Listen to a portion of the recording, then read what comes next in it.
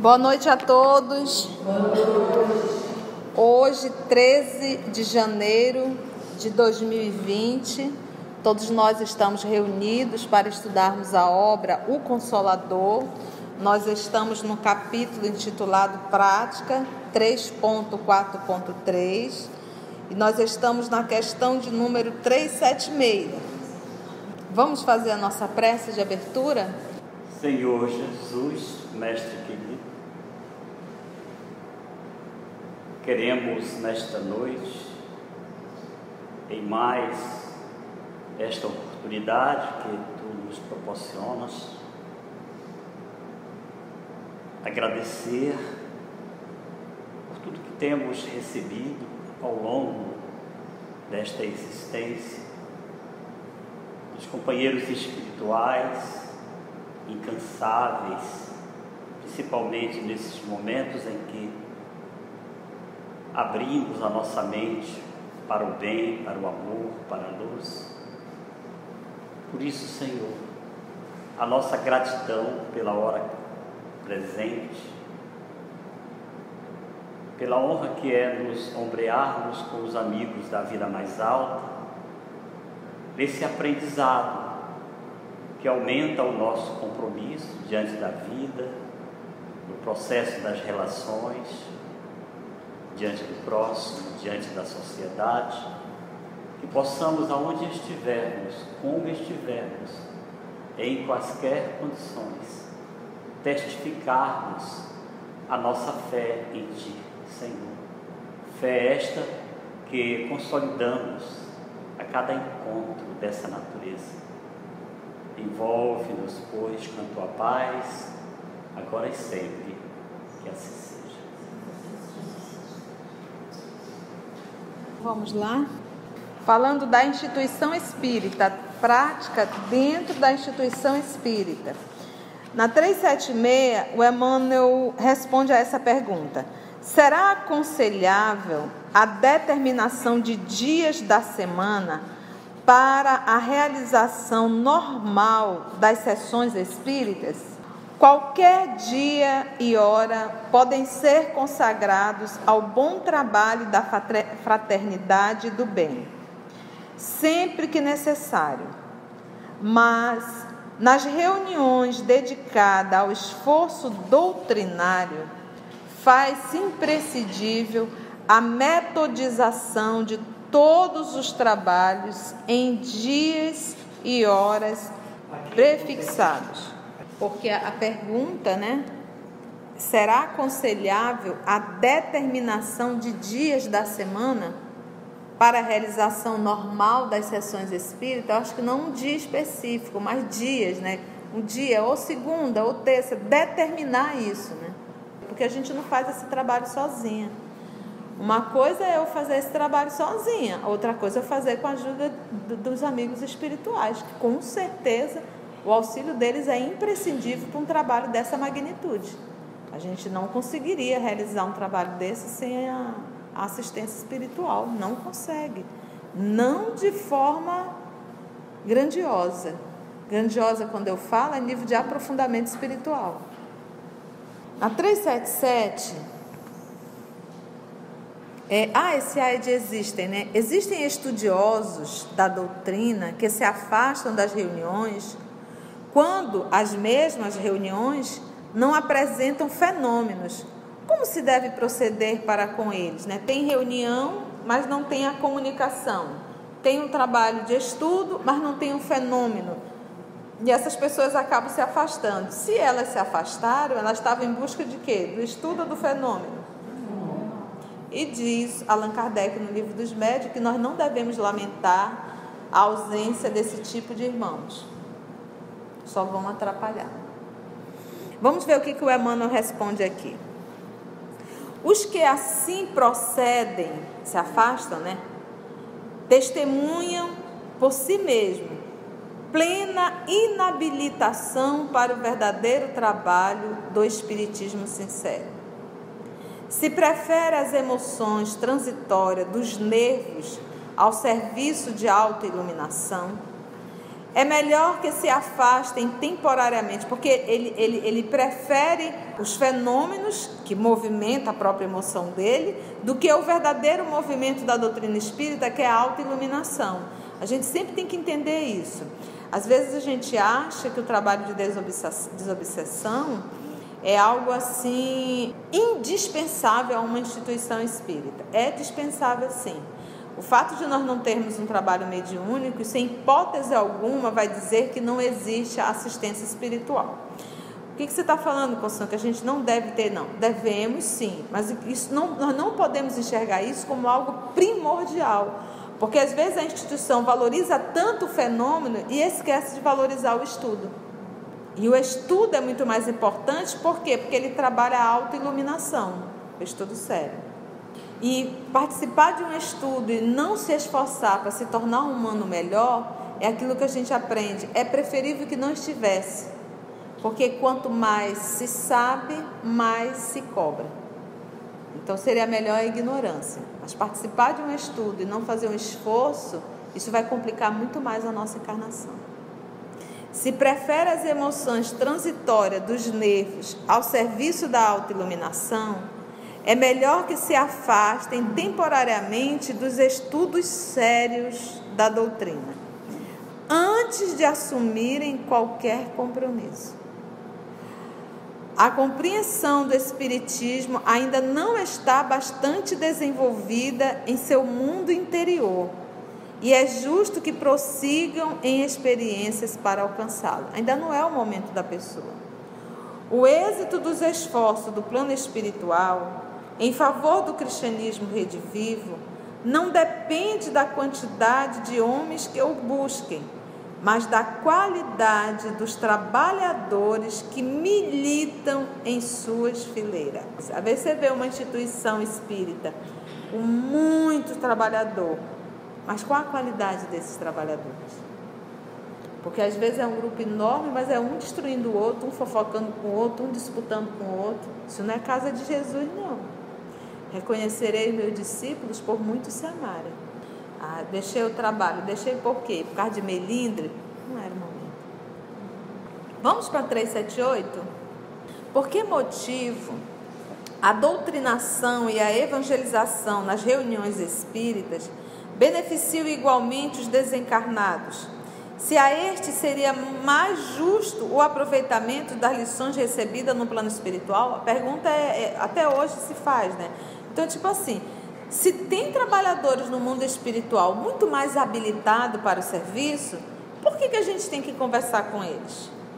Grande número de almas desencarnadas nas ilusões da vida física, guardadas quase que integralmente no íntimo, conservam-se por algum tempo incapazes de apreender as vibrações do plano espiritual superior, sendo conduzidas por seus guias e amigos redimidos às reuniões fraternas do Espiritismo Evangélico. Então, já que tem esse trabalho realizado na instituição, temos aqui espíritos que acabaram de desencarnar, mas que não conseguem assimilar, perceber e entender as lições dos espíritos superiores. Então, o que eles fazem? Esses companheiros trazem esses espíritos ao trabalho de desobsessão, para que ali eles possam ser acolhidos, porque ali eles conseguiriam entender. De um espírito superior ele não consegue nem ver. Por exemplo, lembra do livro Nosso Lar? Isso é um livro base. Então, quando o nosso André Luiz estava no umbral, né? Umbral é o momento stand-by, tá? Quando você fala em umbral, não pensa em... Umbral não tem absolutamente nada a ver com o vale, muito menos com as cavernas. O umbral é um período de perturbação que o espírito fica se adaptando no mundo espiritual, que ele pode passar alguns segundos, como ele pode levar anos naquela situação. É um momento de adaptação, de acerto de conta com a própria consciência. Tanto é que eles ficam tendo pesadelos, né? São pesadelos, são realmente situações a serem vividas. Sabe aquele período que a gente passa no estado de que você fez alguma coisa, que você se arrepende, ou que você está com ódio no seu coração, e aí você fica vendo aquelas imagens, você fica naquela coisa que você não consegue desacelerar, você não consegue equilibrar sua mente, você não consegue ter 1 minuto de paz, e isso é um estado de perturbação. Então, quando sai do corpo físico, o espírito fica às vezes muito tempo nesse estado de perturbação, e não adianta você dizer respira, como você vê uma pessoa quando está numa crise de ansiedade, é muito complexo você dizer respira, a pessoa não consegue, é um estado de perturbação. Então fica nesse período de perturbação. Então ele, nesse período, espíritos superiores visitavam o André Luiz, mas ele não conseguia ver. Então é mais ou menos essa situação. Mas se trouxesse ele para um trabalho de desobsessão, ele conseguiria ouvir todos nós. Ele não consegue ver, enxergar, sentir, não consegue perceber por causa da vibração. Agora, ainda uma vez falamos, a instituição espírita, porque a gente estuda isso aqui, a gente fica meio alvoroçado, né? Então, olha, nós estamos formando um grupo, é um grupo pequeno. Eu tendo a consciência que será trazido espíritos muito adoecidos, o mínimo que eu tenho que fazer é me preparar muito bem para esse trabalho. Então, eu não posso já me agoniar para logo abrir uma reunião mediúnica. Não, vamos nos estruturar. Não tenha pressa, não. Vamos nos estruturar, vamos nos preparar. Vamos fortalecer a evangelização de adulto, a evangelização das crianças.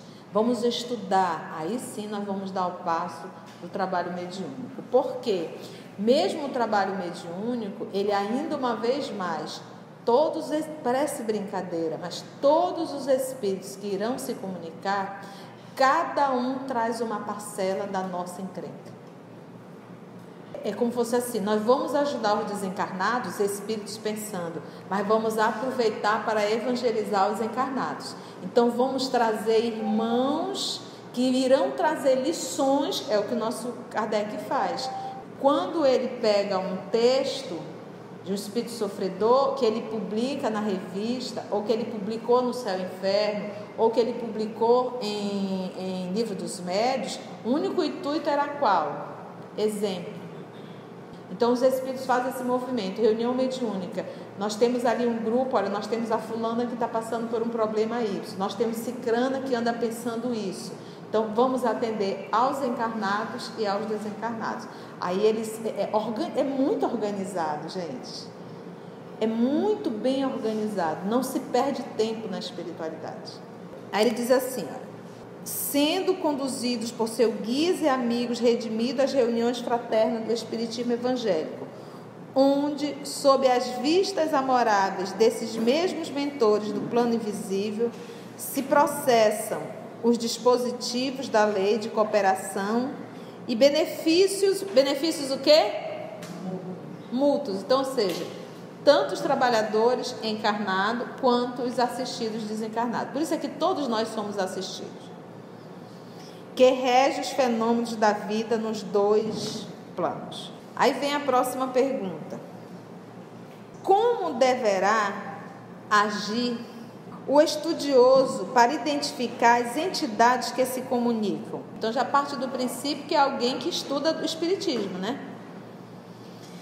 Ele diz assim, olha, os espíritos que se revelam por meio das organizações mediúnicas devem ser identificados por suas ideias e pela essência espiritual de suas palavras.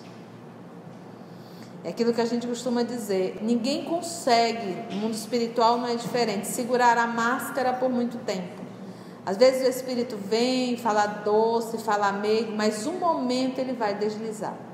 Então aqui a identificação é por suas ideias e pela sua palavra. Aí o espírito se apresenta. Porque de uma cabeça boa, só boas ideias. De uma cabeça perversa, só más ideias. Continua ele. Determinados médios com tarefa especializada podem ser auxiliares preciosos à identificação pessoal, né, do espírito, seja no fenômeno literário, nas equações da ciência ou satisfazendo a certos requisitos da investigação. Todavia, essa não é a regra geral, salientando-se que as entidades espirituais, muitas vezes, não encontram senão um material deficiente que as obriga tão só ao indispensável no que se refere à comunicação. Ele diz, olha, você vai avaliar o espírito pela parte que ele diz assim, pela ciência, pessoal, seja pelo fenômeno literário, a forma que esse espírito escreve, na própria equação da ciência, ou satisfazendo a certos requisitos da investigação. Ok, eu posso ter um espírito super intelectual, mas se ele não tiver um médium capacitado, ele não tem como exteriorizar a sua intelectualidade. É isso que ele está dizendo aqui. Porque, assim, às vezes o espírito tem capacidade, mas o médium não tem. Então, ele tem um instrumento que não funciona. De repente, ele é um excelente violinista, toca um violino maravilhosamente bem, mas o aparelho que deram para ele é primário. O instrumento é primário, então não tem como ele tocar a sinfonia que ele tem por hábito tocar. Devemos entender, contudo, que a linguagem do espírito é universal, pelos fios invisíveis do pensamento. Quando a gente fala em linguagem dos espíritos, a gente tem que entender que espírito não fala português, não fala alemão, não fala inglês, não fala francês. Tu vai me dizer com xenoglossia. Calma. A linguagem dos espíritos, a linguagem universal é o pensamento. Ele pensa. E pensamento não é palavras. Quem vai revestir de palavras é o médium. Então é por isso que ele diz assim, o médium é limitado. Então como imagina um Galileu Galilei tentando trazer uma mensagem por um analfabeto? Então, quando Galileu Galilei quis escrever no livro A Gênese, ele procurou Camille Flammarion, que era o quê? Astrônomo. Então, ali ele encontrou um médium capacitado para interpretar, porque o médium é o intérprete. Ele é o intérprete. Então, o Galileu Galilei emite o pensamento, porque essa é a linguagem universal. Algumas pessoas desinformadas dizem, o Esperanto é o idioma universal. Gente, pelo amor de Deus, tá? O idioma universal é o pensamento. Palavras, som, articulação, isso é coisa de corpo físico, não do espírito. Então, devemos entender, contudo, que a linguagem do espírito é universal, pelos fios invisíveis do pensamento, o que, aliás, não invalida a necessidade de um estudo atento acerca de todas as ideias lançadas nas mensagens medianímicas, guardando-se muito cuidado no capítulo dos nomes ilustres que porventura as subscreve. Então, além do cuidado, ter mais cuidado ainda com os nomes. Então é muito comum entre espíritos, aqui é o André Luiz, aqui é Emmanuel, aqui o mentor é o Dr. Bezerra. Então, tenhamos muito cuidado com os nomes pomposos. E, às vezes, tem uns médios que também, sabendo, porque já leu, não usa os nomes pomposos, mas acaba tornando o espírito bem pomposo, mesmo com o nome comum. Então, tenhamos muito cuidado, tá? Nas manifestações de toda a natureza, porém, o crente ou estudioso do problema da identificação não pode dispensar aquele sentido espiritual de observação que lhe falará sempre no imo da consciência. Então, cala. O Kardec diz, antes de o texto chegando em tuas mãos, leia, medite, reflita, antes dessa pressa de publicar tudo. Vamos para o 380?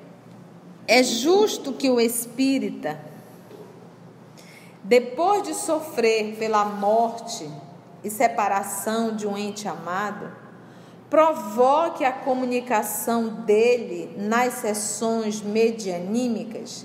É justo desencarnou um ente querido meu, eu vou para o trabalho mediúnico ou fico implorando para quem está no trabalho mediúnico uma mensagem da minha mãe, uma mensagem do meu pai, uma mensagem do meu filho. Aí ele pergunta se é justo o espírita fazer isso. E eu sempre me recordo, a gente estava fazendo um trabalho mediúnico e convidamos os evangelizadores, porque tinha tido uma atividade e iríamos fazer essa avaliação. Sou contra, mas a gente respeita. E aí eu me lembro que nós estávamos dando uma comunicação, o espírito estava falando através do nosso intermédio, e de repente o espírito parou, virou, fez um movimento assim de virar, o médium fez um movimento de virar, e disse assim: você está atrapalhando a reunião, ela não pode vir. E aí ele retoma novamente e continua dando a comunicação, que hoje eu até penso, será que era o mesmo espírito, né? Que advertiu mesmo. E na hora da avaliação a pessoa foi muito autêntica, teve um movimento de lucidez e disse: olha, vocês me desculpem, era eu que estava constantemente pedindo para que a minha mãe se comunicasse. Ao ponto do espírito parar a comunicação e adverti-la. Ele não disse o nome, né? A gente não sabia quem era, mas a própria pessoa se apresentou, né? Então, só isso já, a pessoa não tinha condições, né? Então ele diz assim: o espírita sincero, ele deve buscar o conforto moral em tais casos, na própria fé que ele deve edificar intimamente o coração. Não é justo provocar ou forçar a comunicação com esse ou aquele desencarnado. Além de não conhecer as possibilidades de sua nova condição na esfera espiritual, deveis atender ao problema dos vossos méritos. Tu tem mérito para pedir e até mesmo para ouvir essa comunicação? Às vezes até é uma saudade, né? O trabalho que o Chico fez, as mães de Chico, como eram tratadas, aquilo ali em verdade não era apenas, foi o movimento do consolo. Mas não era apenas isso, não era só isso, era para chamar a atenção de uma humanidade. Era para comprovar a comunicabilidade e a vida espiritual, a continuidade da vida. Então aquilo ali era um propósito, sempre é isso que a gente tem que entender. Quando nós falarmos de obra divina, nunca é no particular, é sempre no coletivo. O propósito ali do Chico fazendo aquele trabalho era um trabalho com a permissão de Deus, aquele trabalho de atender aquelas mãezinhas, aquilo ali chamou a atenção do mundo inteiro. Aquilo foi uma evangelização. Qual é a nossa evangelização? Ei, vocês são espíritos, não são corpos. Vocês vão passar um tempo no planeta Terra. E quando sair daí, continuarão mais vivos que nunca, mais lúcidos que nunca. Esse era o maior movimento, esse trabalho da evangelização das almas. E foram anos fazendo aquele trabalho. Quantos não se modificaram ao encontro daquele trabalho de Francisco Cândido Xavier? Detalhes, particularidades que às vezes nem a própria pessoa sabia, tinha que ir procurar em família. Semana passada nós retratamos um dos casos que mais me emociona, que é o desprendimento total. A mãe na fila, chegou cedo, pegou a ficha número 1, o filho dela tinha cometido suicídio. Mais ou menos 4h30, na época já distribuía as senhas, porque o Chico já não estava com uma saúde muito boa, então ele estava limitado. E chegou uma senhora por volta de 4h30, 5h, e não tinha mais ficha. E ela começou a se desesperar, a chorar, porque ela tinha perdido 2 filhos em acidente de um carro. 2 filhos de uma só vez. A mãe que tinha um filho que cometeu suicídio ficou pensando na dor daquela mãe. Disse assim: poxa, eu perdi 1, ela perdeu 2. O meu cometeu suicídio, ela foi num acidente. Ela pegou a ficha dela número 1 e deu para aquela mãe. A mãe ficou muito sensibilizada. Ela só arrumou as coisas e foi pro hotel Uberaba Então você imagina o desprendimento dessa mãe, porque ela estava abrindo mão de ter uma oportunidade de saber como está o filho, mas ela foi capaz de pensar no outro antes de pensar nela, de respeitar o outro, respeitar a dor do outro antes da sua própria dor. Esse é o movimento cristão. Então 3 horas da manhã, ela já no hotel, chega uma pessoa, bate na recepção, a recepção liga para o apartamento e diz que o Chico estava aguardando ela no Centro Espírita da Prece, na Casa da Prece. Ela rapidamente se vestiu, chegou. Quando chegou lá, ele disse assim: minha amiga, minha irmã,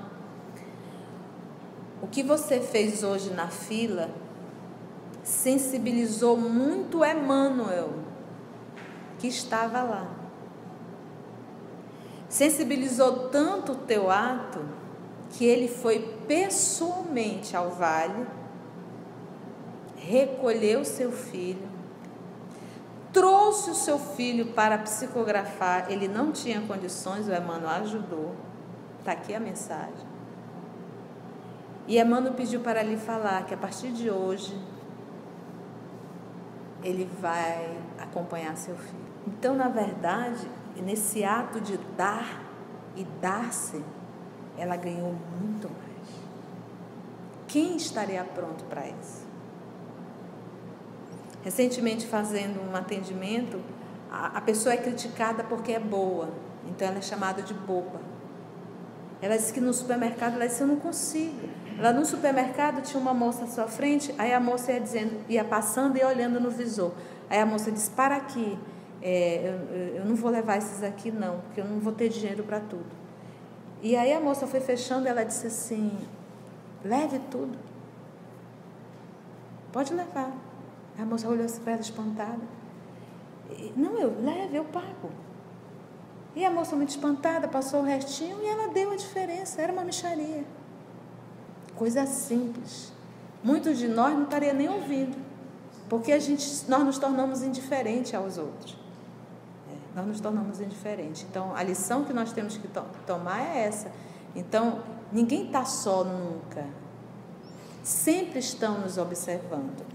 Divaldo Franco sofreu uma obsessão. Ele conta isso e está no Semeador de Estrela, da Sueli Caldas Schubert, escrevendo sobre o Divaldo. Ela conta que ele teve um processo obsessivo, ele chamava o espírito de máscara de ferro. Foram 30 anos de obsessão. Ele chamava porque era o rosto muito firme. E ele já na instituição, um belo dia chegou uma menina que tinham achado, e ele disse que não tinha mais onde enfiar um menino mais lá. Não tinha leito, não tinha condições. Aí quando ele ia dizer não, ele olhou para aquela menina e pensou: se Jesus estivesse no meu lugar, Jesus ia mandar embora? O que Jesus ia fazer, gente? Está vendo como a gente sabe a resposta? Ele acolheu. Nessa hora apareceu o Máscara de Ferro, que estava presente, estava acompanhando tudo em silêncio, doido que ele caísse novamente no erro, porque os nossos erros são milenares. Ele estava ali, só de vigia. E ele disse assim, diz o Divaldo, já com o rosto mais tranquilo, e disse assim: a partir de hoje, eu respeito um pouco mais essa tua doutrina, porque essa aí que tu acabaste de colher foi a minha mãe na última encarnação. Então a gente sempre está sendo observado. O bem que fazemos amolece o coração dos maus. O mal que fazemos fortalece o coração dos maus.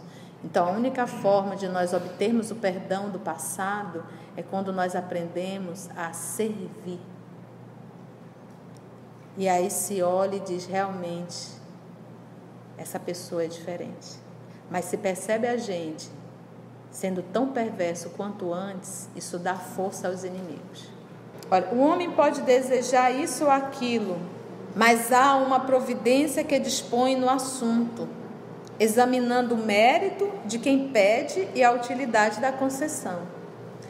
Qualquer comunicado com o invisível deve ser espontâneo E o espírita cristão deve encontrar na sua fé o mais alto recurso de cessação do egoísmo humano. Ele coloca como um ato de egoísmo, ponderando quanto à necessidade de repouso daqueles a quem amou. Porque egoísmo, eu quero saber como o outro está, eu quero saber, sem saber se o outro tem condições de vir trazer a comunicação. Eu me recordo nas obras de André Luiz, eu nem me lembro, desculpa, mas que o pai de família desencarnou, a família perturbava tanto que ele teve que ter sido colocado em um sono profundo, porque ele ouvia os gritos dentro dele.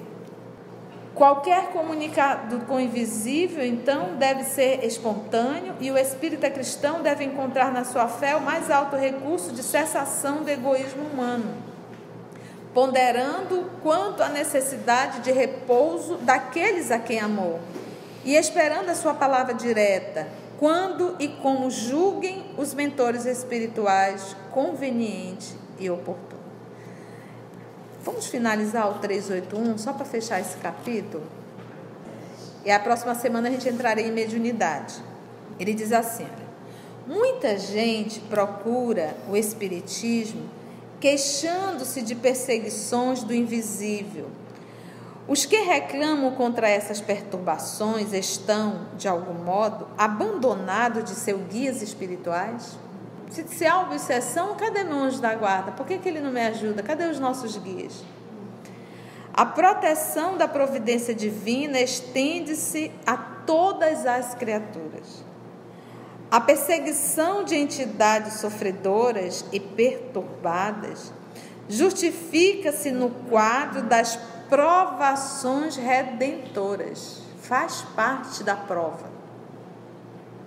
Então não pensa, quando você vê um espírito perseguindo, não pensa que ali aquele espírito está porque ele é mais forte que Deus. Não existe isso.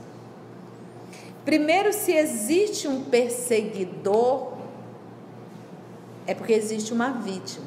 Ninguém tem ódio de ninguém de graça. Então a primeira coisa é, se essa pessoa carrega um ódio de mim, me persegue, mesmo no mundo espiritual, alguma coisa eu fiz. Se eu fiz algo, isso já é o suficiente para que haja sintonia entre nós. Isso é da lei. Quando nós falarmos em sintonia, pensa que é uma lei inderrogável. Qual a única forma desse espírito deixar de ter ação sobre mim? Quando eu decidi seguir Jesus nas minhas atitudes. Logo, eu deixo de ter sintonia com ele.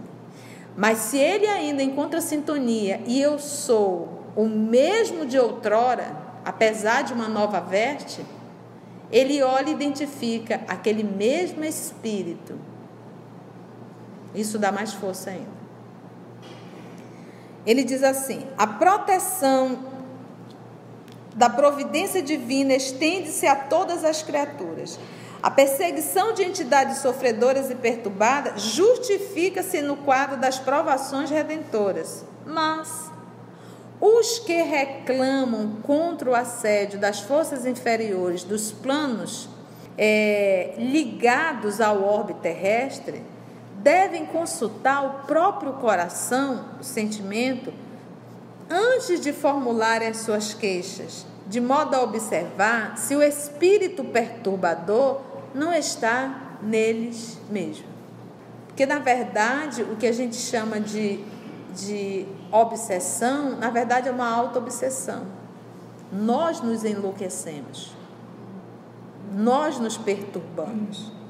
Há obsessores terríveis do homem, denominados orgulho, que é aquilo que a gente aprende, né, professor Alan? Quem é o ser que tem capacidade de destruir a minha encarnação? Livrai-me de mim. Sou eu.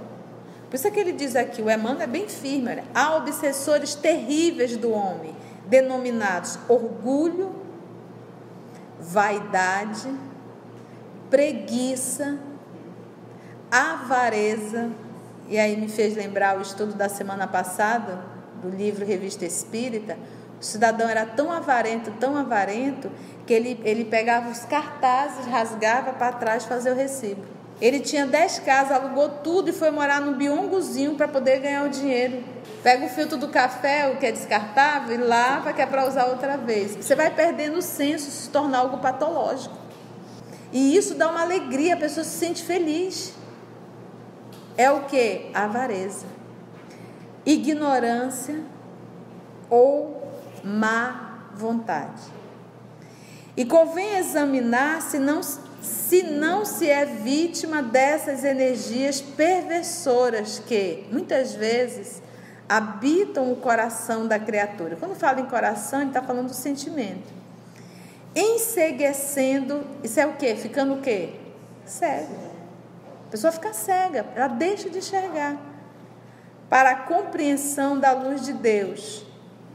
Contra esses elementos destruidores, orgulho, vaidade, preguiça, avareza, ignorância ou má vontade, faz-se preciso um novo gênero de preces, que se constitui de trabalho. E quando você fala em trabalho aqui, não está pensando num trabalho profissional, que esse é o interesse. Eu trabalho para ganhar dinheiro, não é esse. Quando os espíritos falarem trabalho, ele está falando trabalho íntimo. É te trabalha. E para a gente fazer esse movimento íntimo, não pensa que é esse trabalho íntimo é a luta diária para a gente se evangelizar no convívio com o outro. Trabalho, fé, esforço e boa vontade. Esse é o gênero de prece. Porque às vezes a gente faz a prece, mas não vive a prece, não se esforça. Então não me adianta eu chamar Dr. Bezerra, Emmanuel, André Luiz, o nosso Senhor Jesus, Deus nosso Pai. E logo depois que eu termino a prece, eu corto todo o meu vínculo com esse grupo e volto a seguir o demônio. Aí fica difícil, não tem como. Então a prece, ela é uma continuidade. Então agradecemos ao nosso Senhor Jesus por mais esse momento de estudo e reflexão e até o nosso próximo encontro.